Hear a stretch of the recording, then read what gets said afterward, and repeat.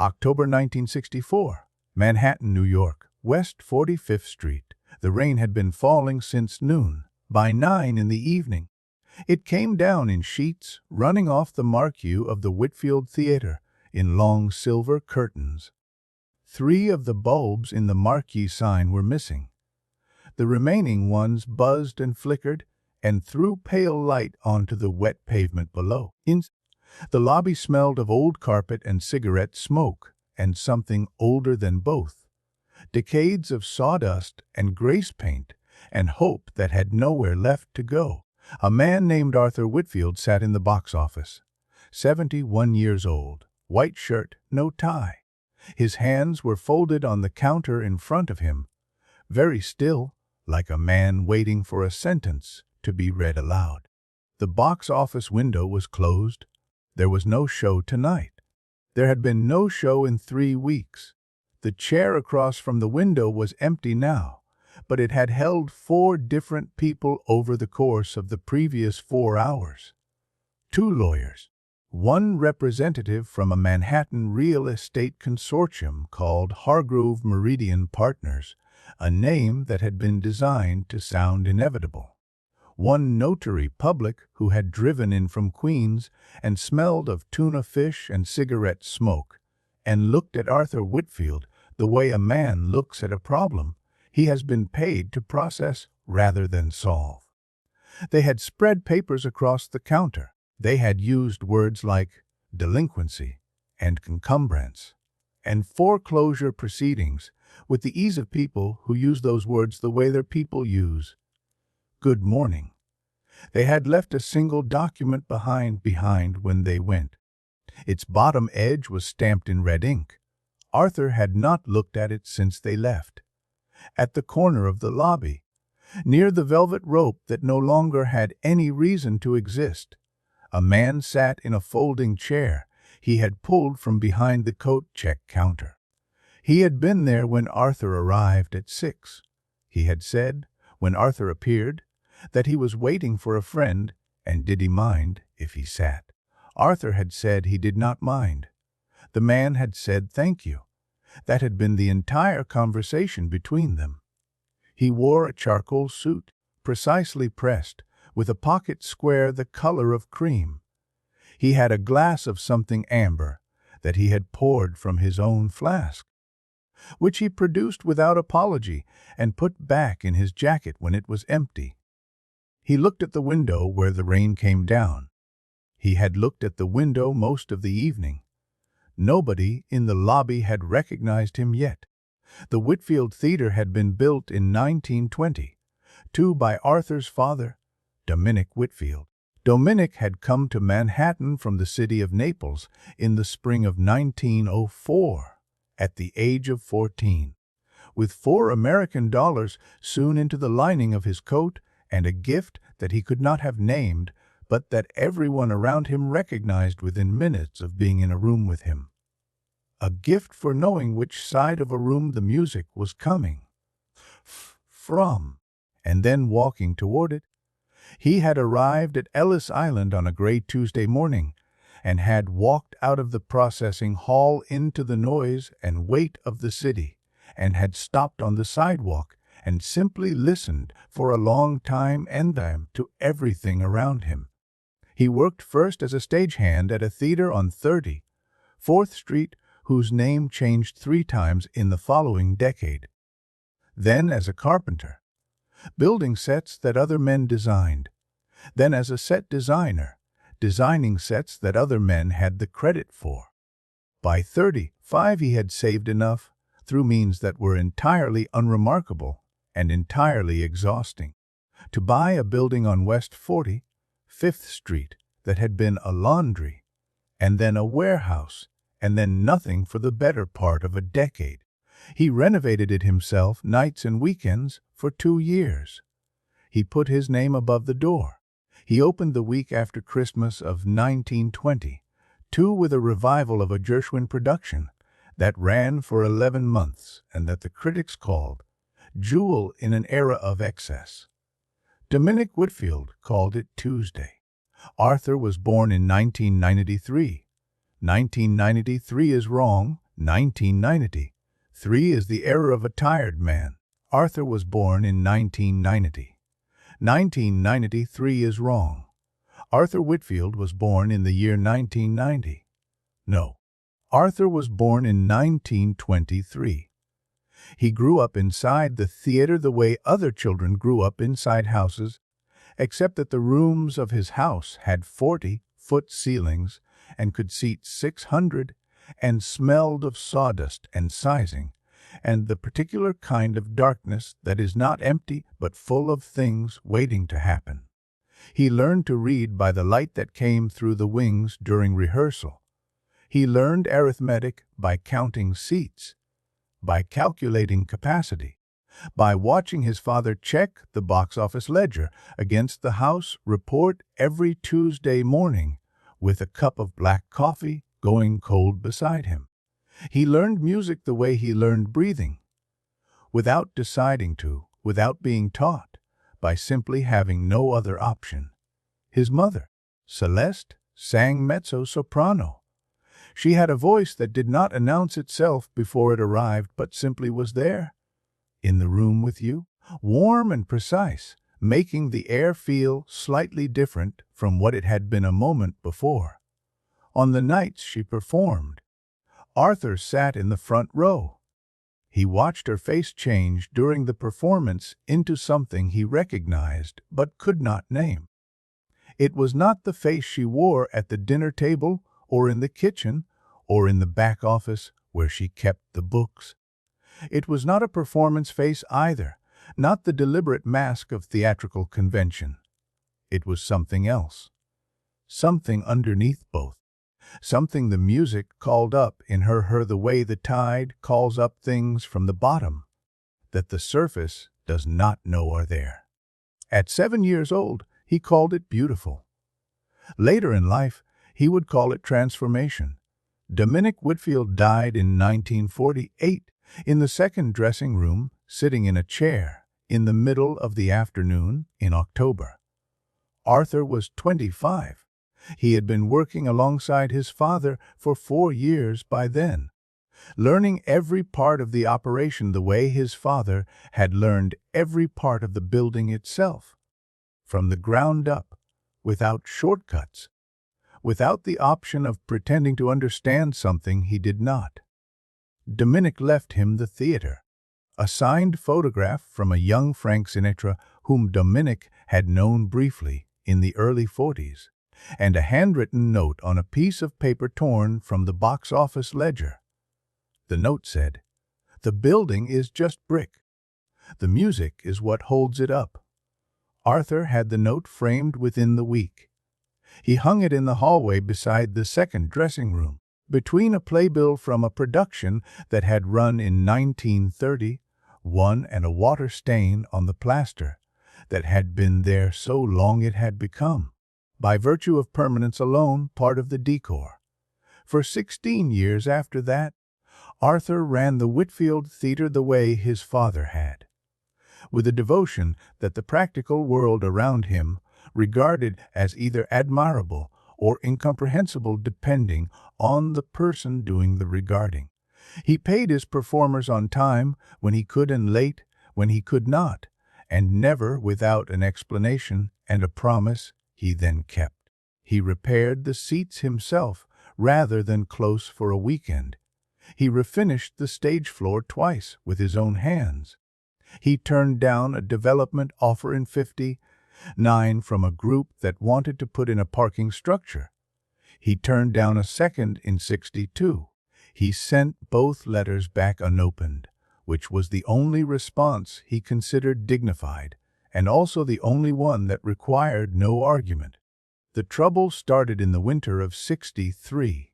A pipe burst and took out the heating for 11 days in January. Then the boiler required full replacement, which cost more than a quarter of what Arthur kept in reserve. Then the lighting grid needed rewiring. The system had been original to 1922 and had been repaired and modified and rigged over 4 decades until it had become a system that only Sal, the electrician, fully understood, and even Sal no longer trusted it entirely. The electrician brought in to assess it wrote in his report that full compliance with the current code would require complete replacement of the system from the main panel out. The number at the bottom of the report had 5 digits. The first loan was from a bank. The interest was reasonable. The second loan was from Gerald Croft. Gerald Croft operated out of an office on Park Avenue, in a building that had a lobby made of marble and attendants who wore uniforms.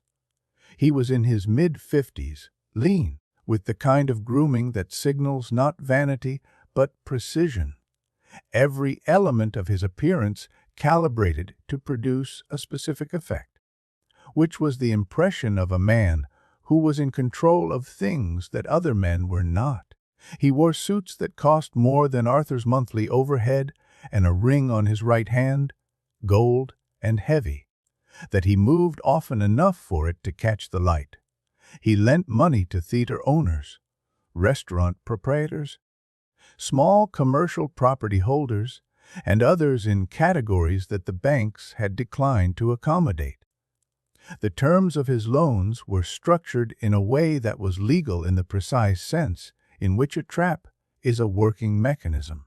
By the autumn of 1964, the outstanding balance on what Arthur owed Gerald Croft, principal, compounded interest, and fees that had been itemized in language Arthur's lawyer had needed 2 readings to parse, was $42,000.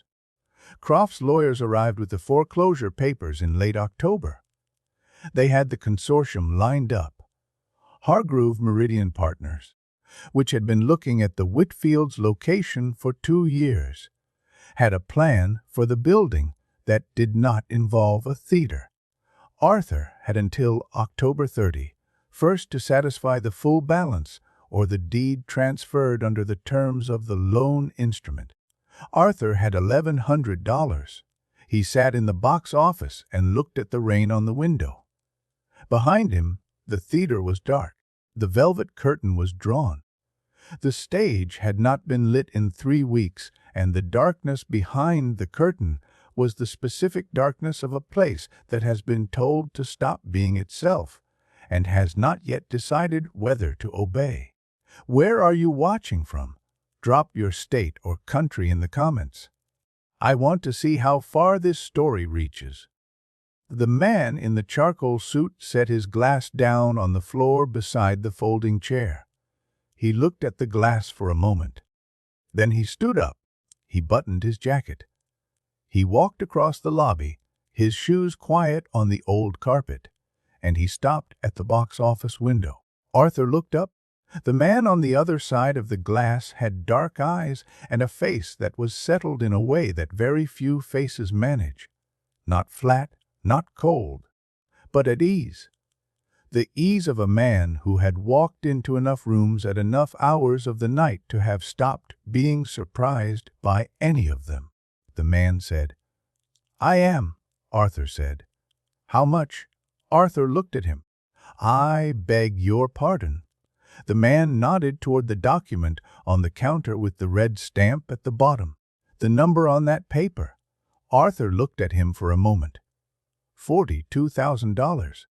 Plus the deed must transfer to the consortium within 11 days, or the full property reverts under the terms of. "I heard the lawyers," the man said. He had been sitting 10 feet away, in a folding chair, in plain sight for the duration of the entire meeting. "Do you have paper?" Arthur found a notepad. He slid it through the slot at the bottom of the window. The man took a pen from his inside jacket pocket. He wrote. He slid the pad back through the slot. Arthur looked at what was written: name, a phone number, a Beverly Hills address. Below those, 4 words in small, precise handwriting. "I will be back." Arthur looked up. The man was already moving toward the front doors of the theater. He walked through both of them without slowing. The October rain came in for a moment, and then the doors swung shut, and the lobby was quiet again, except for the buzzing of the damaged marquee bulbs and the sound of water running off the roof. Arthur looked at the notepad. He looked at the name. He sat very still for a long time. Lo, Gerald Croft arrived at the Whitfield Theater at 10:45 the following morning. He brought the same lawyer, Spiegel, who carried his leather briefcase with the practiced neutrality of a man who understood that his job was to hold the documentation and say nothing unless spoken to. Croft himself wore a different dark suit from the day before, but the same gold ring. He did not wait to be invited in. He settled into the chair across from the box office window and put one knee over the other and looked at Arthur Whitfield with the expression of a man who is performing patience and not entirely concealing the performance. "Mr. Whitfield," Croft said, "I am glad you are in. I trust you have reviewed the instrument." "I have," Arthur said. "Then you are aware of the deadline, October 31st, and the amount required to satisfy the outstanding balance, including fees and compound interest as itemized. $42,000. Croft studied him. His expression did not change, but something behind it did, a small recalibration. The adjustment of a man who had expected a different posture and found instead a stillness that he could not read and therefore did not fully trust. He uncrossed his knee.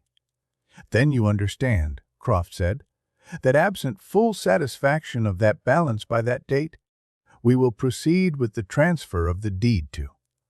The front doors of the Whitfield Theater opened. Two men came in first. They were large and quiet and wore dark raincoats and moved through the lobby in the way that certain men move. Not with aggression, but with a settled authority that does not require announcement. Behind them came the man from the previous night. He had exchanged the charcoal suit for a navy one.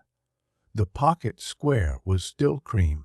His hands were at his sides. He carried nothing. He walked to the box office window. He did not look at Gerald Croft. "Mr. Whitfield," he said. "You came back?" Arthur said. "I said I would." He turned and looked at Gerald Croft. Croft had gone entirely still in the chair. The stillness of a man who has realized that the weight of a room has shifted in a direction he did not anticipate and cannot immediately reverse. "You are Croft," the man said. "I am," Croft said. He straightened in the chair. He called upon the reflex of his authority the way a man reaches for something that has always been within arm's reach. "And you are?" "I am someone who has come to settle a debt," the man said. He reached into the inside pocket of his jacket. He produced a wallet, brown leather, worn at the corners without apology. The wallet of a man who has had enough money for long enough that the wallet itself no longer has anything to prove. He opened it. He removed a folded stack of bills. He set them on the counter of the box office window, on Arthur's side of the glass. He reached into his other inside pocket. A second stack. He set it beside the first. He produced a third from his breast pocket. He unfolded the first stack and placed the top bill on the counter between them. 100, he said. He placed the second. The 200, the 300. His voice was even. His hand was absolutely steady. He counted slowly, deliberately, measuredly slow, at exactly the speed that would allow Gerald Croft, sitting 8 feet away in his chair, to follow every single denomination as it left the man's hand and came to rest on the counter of Arthur Whitfield, Wilde's box office in the theater on West 45th Street. Croft was following every bill. Spiegel had opened his briefcase at 10,000. He closed it again at 20. He did not reopen it. At 30,000, the lobby was so quiet that the sound of each bill landing on the wooden counter was distinct and clear. The damaged marquee bulbs buzzed outside. The rain tapped against the glass of the lobby doors. At 40,000, Croft shifted in his chair. He set his right hand flat on his knee. The gold ring caught the light. At 42,000, the man stopped counting. He looked at Gerald Croft. "The agreed amount is $42,000, he said. "I have placed $42,000 on this counter.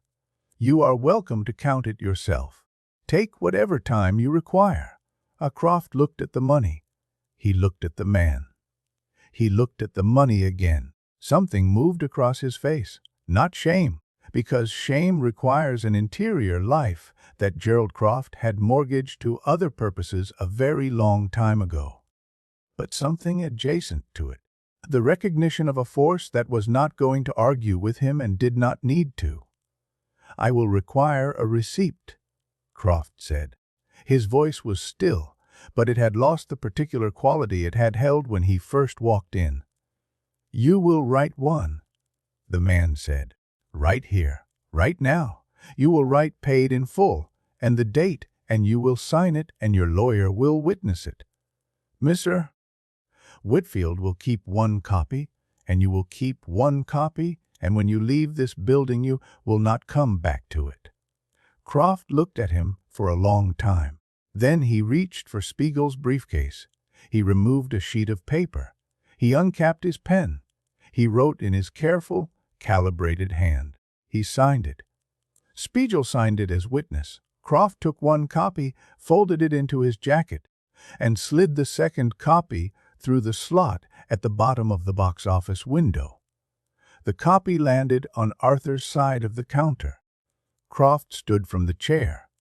He straightened his jacket. He picked up his hat from where he had set it on the ledge.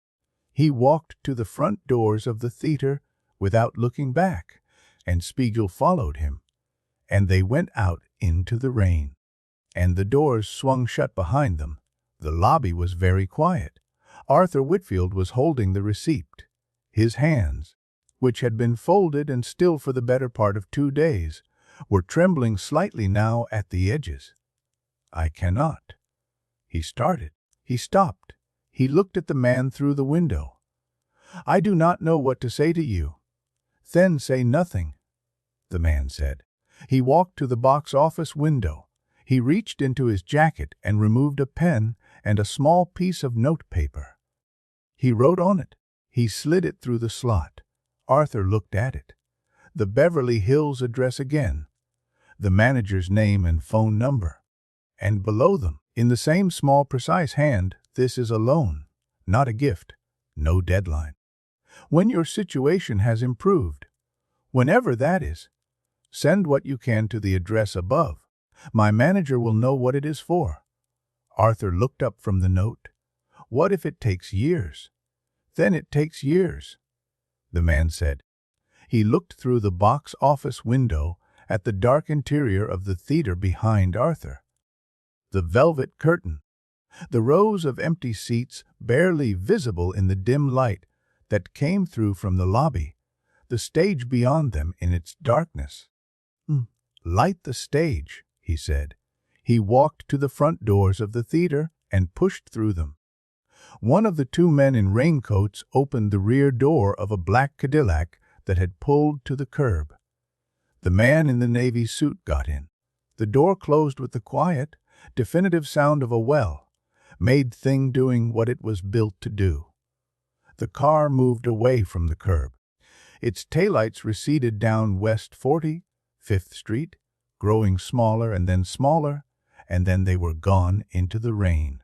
The woman who worked at the box office of the theater next door had come to stand at the window when the Cadillac pulled up. She was still standing there. She looked at the empty street and then at Arthur, who was watching through the glass of the lobby door with the receipt in one hand and the notacard in the other. A stagehand named Bobby, who had come out of the back at some point during the last hour and was standing in the hallway entrance with his arms crossed and his mouth slightly open, said it first. "That was Dean Martin," he said. His voice was very quiet. "Lord, that was Dean Martin. Arthur Whitfield lit the stage that same night. He called Sal, the electrician, at 10:15 p.m. Sal arrived at 11 with his tools and his patience and his 40 years of knowledge of every junction and junction box in the Whitfield grid. He had the stage lights up by midnight. Not all of them, but enough. Arthur called two of his performers, a soprano named Clara, who had been with the Whitfield for 3 seasons, and a pianist named Elliot, who lived 6 blocks away, and answered the phone on the second ring. They came in at midnight. They ran through 3 songs with the house dark and the stage lights on full, and their voices and the piano filled the theater the way water fills a vessel that has been empty long enough to have forgotten the sensation. Arthur sat in the front row and watched the light on the stage. He did not say anything during any of the 3 songs. When they finished the third, Clara looked at him from the stage. He nodded once. She smiled. Elliot played a 4th song without being asked. Nobody told him to stop. The Whitfield Theater reopened the following week. The year after that, Arthur mounted a production of a new American musical that ran for 7 months, and that the notices called a testament to the endurance of the authentic in an age of the calculated. Arthur clipped the review from the paper. Beside the second dressing room. Arthur could in the hallway. Between the 1931 playbill and his father's framed note. The first envelope went to Beverly Hills in December of 1965. $200, a money order, in an envelope addressed to the manager's name at the address on the notocard. Inside, Arthur had folded a single piece of Whitfield Theater stationery on which he had written, in his careful bookkeeper's hand, "First payment toward the loan. More to follow. Arthur Whitfield, Whitfield Theater, West 45th Street, New York." He sealed the envelope and mailed it himself from the post office on 46th on a Thursday afternoon in December, when the first snow of the season was beginning to fall on Manhattan in thin, tentative lines. The payments continued, monthly, in amounts that varied with the fortunes of the theater. In slow months it was $50. In the good months that came when a run extended its booking, it was $200, sometimes $3. Once, in the spring of 1968, when the run was strong and the house was full 6 nights a week. It was $800 in a single money order, and Arthur had felt, sitting at the box office counter writing the amount, a satisfaction that was not entirely financial. He kept a ledger. Running total on the left column, date on the right. He knew at all times, to the dollar, how much he had paid and how much remained. In 1971, Arthur's son James stepped onto the Broadway stage for the first time. He was 24 years old. He had grown up in the Whitfield the way Arthur had grown up in the Whitfield. By total immersion, by breathing the place, by sitting in the front row when he was 7 years old and watching the light change on people's faces and calling it beautiful without knowing yet what the word would cost him to honor for the rest of his life. He had his grandmother Celeste's voice, which was a fact that 3 different vocal coaches had remarked upon with the slightly bewildered tone of people encountering something they cannot fully account for. He had his grandfather Dominic's stubbornness, which was not inherited but absorbed, through the walls of the building and the stories told about the man who built it. He had something of his own that neither of them had given him, something that audiences recognized within the first 30 seconds of watching him perform, a quality that the reviews would reach for and not quite catch, describing it with words like presence and authenticity and something that cannot be manufactured. The notices for his opening night were extraordinary. Arthur sat in the front row. He watched his son's face change under the stage lights into something he had seen before. In another theater, in another front row, when he was 7 years old and his mother was singing, and the music called up something from underneath her that the surface of her did not know was there. He sat very still and watched and did not say anything. 3 weeks after opening night, a thick envelope arrived at the Whitfield Theater, postmarked Beverly Hills. Arthur's name was on the outside in the handwriting he recognized. He opened it at the box office counter. Inside, bundled together with a rubber band, were every money order and every personal check he had sent over the course of 7 years. None of them had been cashed. None of them had been opened. They were still in their original envelopes, the flaps still sealed, bundled together and placed inside a plain manila envelope with Arthur's name and the theater's address written on the outside in that same small, precise hand. Beneath the bundle, there was a single note card, no envelope, just the card, placed face up at the bottom of the package so that it was the last thing Arthur would find. He read it. He read it a second time. He set it down on the counter and looked at the wall of the box office for a long moment. The ledger was in the drawer to his left. He did not open it. He picked up the note card and read it a third time. The loan was paid the morning your son stepped onto the Broadway stage. Keep the music playing. D.M. Arthur Whitfield died in the spring of 1989. He was 96 years old and had run the Whitfield Theater for 41 years. And the building on West 45th Street had outlasted 4 mayors and 3 presidents and 1 complete renovation of the street itself, and had never, in all that time, been dark for more than 3 weeks at a stretch. James Whitfield took over the management the following year. He ran it for 23 years after that, and when he stepped back, his daughter Elena took the seat at the box office counter that had been occupied by one member of the Whitfield family, or another, for the better part of a century. The theater is still there. The marquee has all its bulbs now. The lobby carpet was replaced in 1994, and the box office window got a new frame. And the velvet rope was repaired and retired and eventually replaced by a stanchion that is used on nights when the house is full, which is most nights. The stage has been lit continuously for 59 years, with the exception of 12 days in March of 2000 and 20 when the whole world went dark all at once.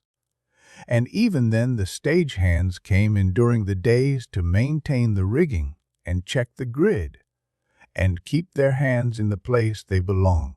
The hallway beside the second dressing room was left exactly as it was. The 1931 playbill, the water stain on the plaster, Dominic Whitfield's framed note on the ledger paper. The building is just brick. The music is what holds it up. And beside them, last in the row, in a simple black frame with no label and no explanation, a note card that has yellowed at the edges the way paper does when it has spent 60 years in a hallway where the light changes with the seasons and the smell of sawdust and grease paint never entirely clears from the walls. People who come to the Whitfield for the first time sometimes stop in that hallway. They read the playbill without fully understanding it. They nod at the father's note.